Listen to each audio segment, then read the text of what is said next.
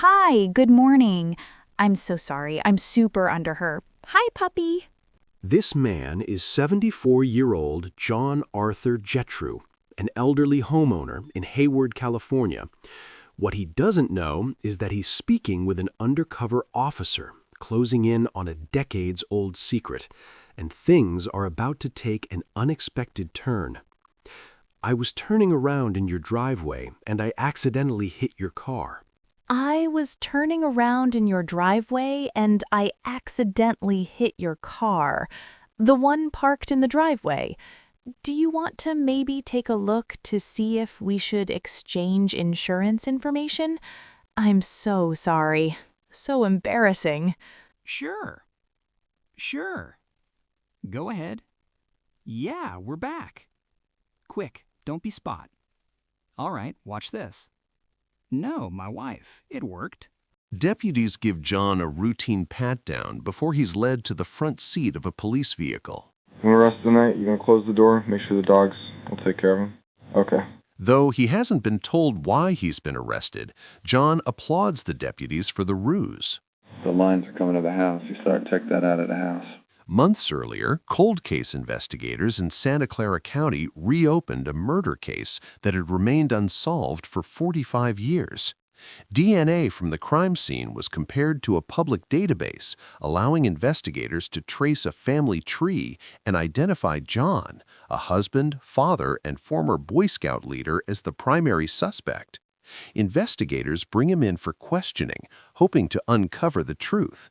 Is this devoted husband and father simply the wrong man, or has his carefully lived life been a cover for something far more sinister? The following is based on official police records, and most of the footage has never been seen before. So I'm Sergeant Cortez, okay? Let you know what's going on while you're here today. Yeah, I don't like it now. Yeah, absolutely, of course. Before I let you know what's going on, I just want to get your personal information. Just confirm your name. Your full name is John Arthur. Getru, Getru, okay? Were you ever in the military? No? No. Have you ever been arrested in the past? John shares basic information about his past and childhood, revealing that he was born in Newark, Ohio, and spent the early years of his life moving frequently due to his father's long military career. Now, you mentioned that he had never been arrested, and I found out something about that. Something happened in Germany. Okay, tell me, what was the rest of the German? Okay, what happened with that? Can you tell me about that? I was accused of murder. The revelation is especially jarring given that he's here today on accusations of his involvement in a completely separate murder. Tell me about what happened. What was the accusation against you? I killed a chaplain's, or not a chaplain's, of daughter. Okay. That was the whole I knew. Okay. Do you remember what happened with this young female? No. No. I didn't even know her. Do you remember what happened with this young female? No. I didn't even know her. The young girl, 15-year-old Margaret Williams, attended a dance at an American youth club one Saturday night in 1963, when John was just 18 years old. You didn't even know her? What are you rescuing? I have probably the next day. Okay. And they found the body. Okay. How did they tie you to this body? How did they connect you to this body? How did they connect you to this body? Somebody has seen me, walk that direction or walk towards the school or... Okay. No, I'm at your school. Okay. Did you meet... I don't know the details of what happened. I don't know if he tells you there's...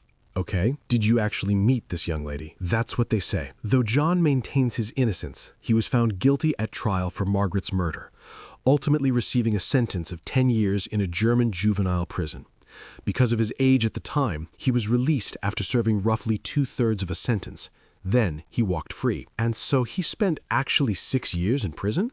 Something like that. Wow. And then how after you released, what happened? I just was dropped off at McGuire Air Force Base, and my father picked me up. And that was it.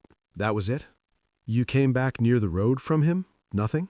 After returning to the United States, John moved to California and in 1975 was once again at the center of a serious crime. And then at some point there was another accusation against you about a sexual assault from the Palo Alto Police Department. Yeah, no police department. Okay, that's when I was the leader of an explorer post. Okay, can you tell me about what happened there? Nothing. Okay, it's just accused, interviewed, and that was it. Okay, what's this allegation? I gotta ask you, this allegation that this young girl made against you, that you sexually assaulted, did that actually happen? No, not that I know of. And if I was arrested for specifically that and then not even tried, and then nothing's happened, like I told them, nothing happened. I never saw her again. Did you serve any time for that? Do you remember? No, I didn't serve any time that I know of. Okay, I can't know. It was so piddly that it didn't... Yeah, he wanted a dingle trial or anything like that. According to multiple news sources, John was 31 years old when the teenager came forward, claiming he not only assaulted and strangled her, but threatened to kill her if she didn't comply. He received a 6-month sentence, serving just 30 days on weekends after 5 were suspended. So I want to tell you a little bit about my investigation, okay? We familiar with Palo Alto area, Stanford area, the hills and Stanford? Yeah? You ever go out there? Yeah. Here was this, Scott Leader. I traveled all those hills. Which hills are you talking about? Well, we were well out in the day. Half of them Bay Hills, okay? And I traveled up to your height with the boys. Did you ever go in the hills, like in the area around Page Mill Road? Page Mill Road, like just west of Stanford? No? No, you never went to that area? Okay. So I'm in this game. There's a murder up there in the hills.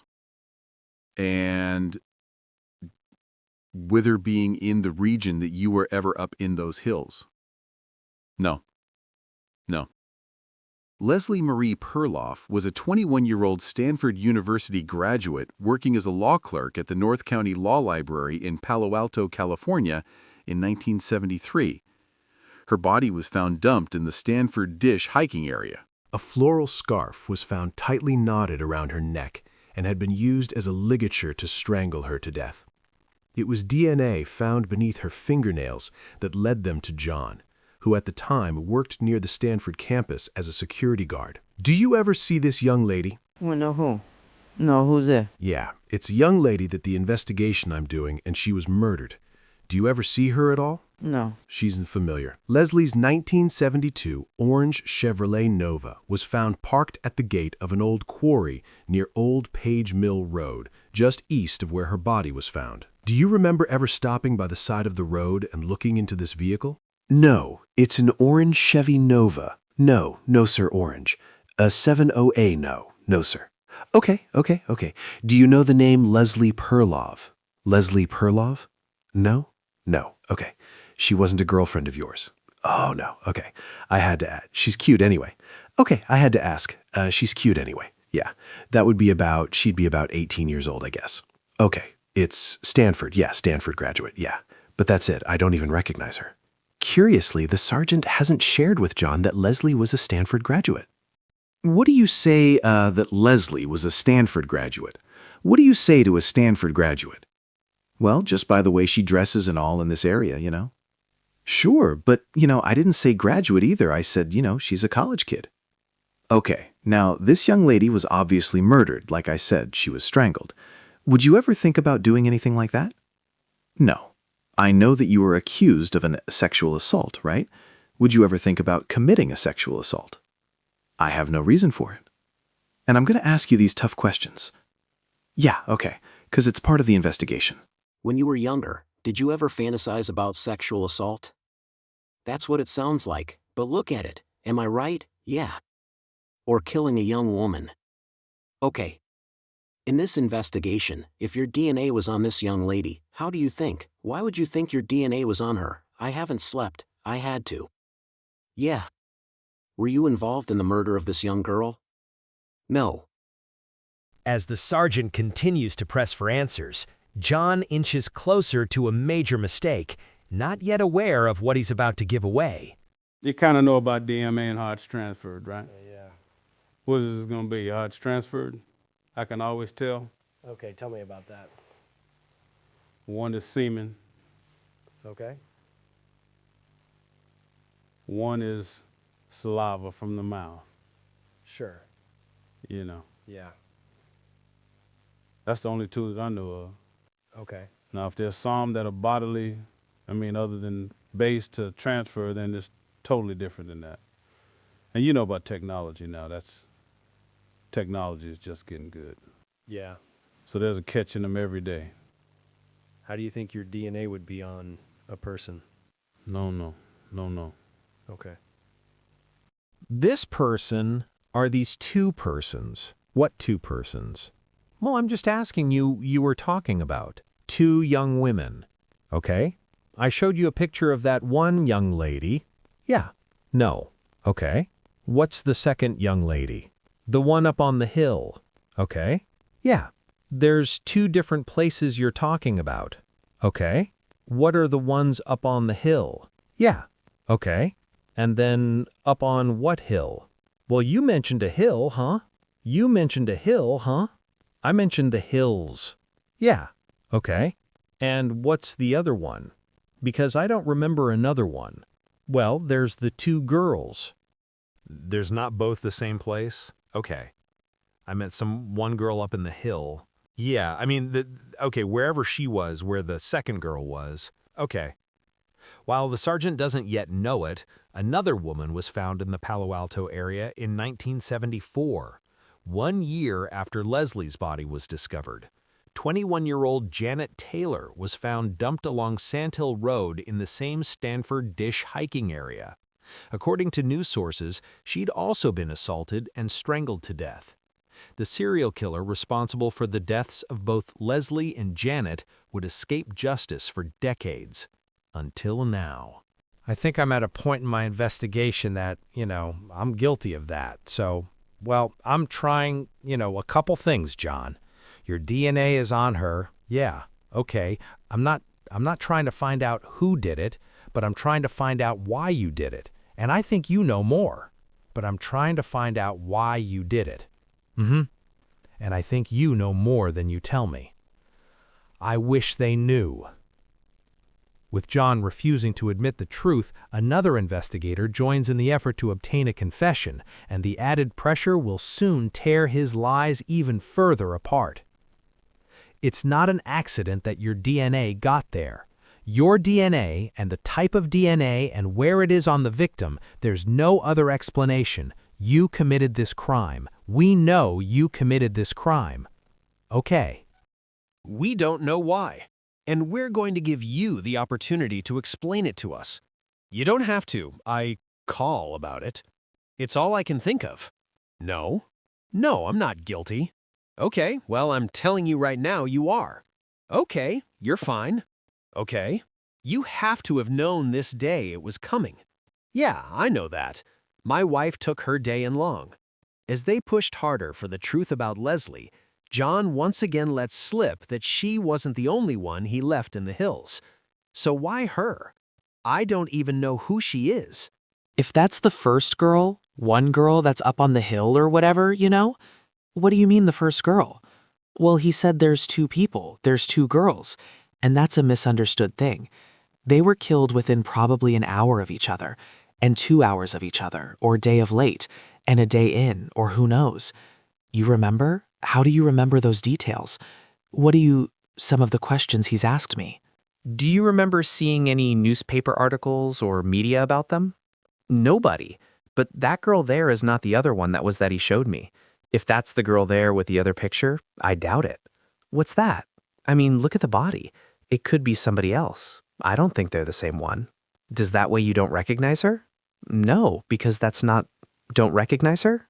No, because that's not the girl that you deal with. Of course I don't recognize. I've never been Singer.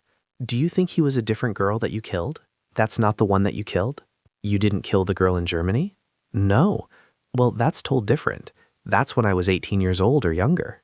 In a final confrontation, investigators forced John to face the mounting evidence against him. There's a situation in Germany where a girl ends up dead, and you aren't there.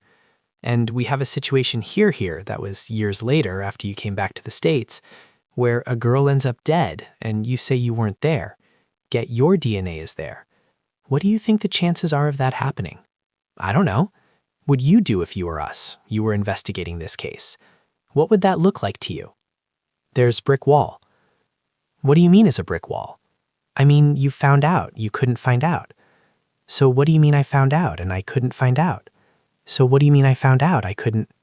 I don't know. Then I'm just let it go. Well, you understand it's my job now. Let things like that. All right, there I have nothing to say I'll say about it.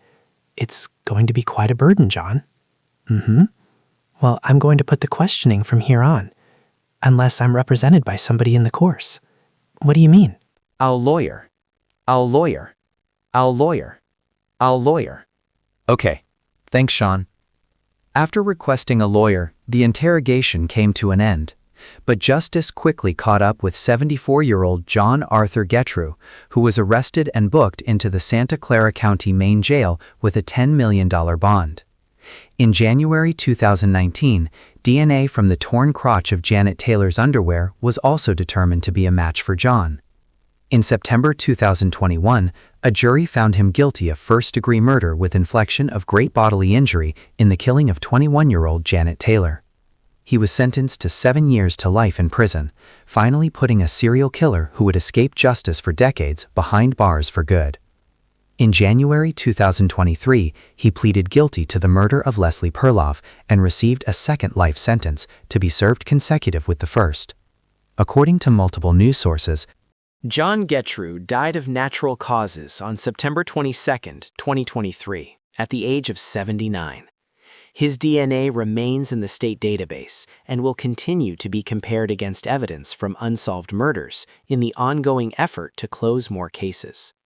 If you'd like to see select new videos early and help us keep uncovering case files that rarely come to light, you'll find extra footage and unseen details on our Patreon. Channel memberships here on YouTube also include early access to select new videos.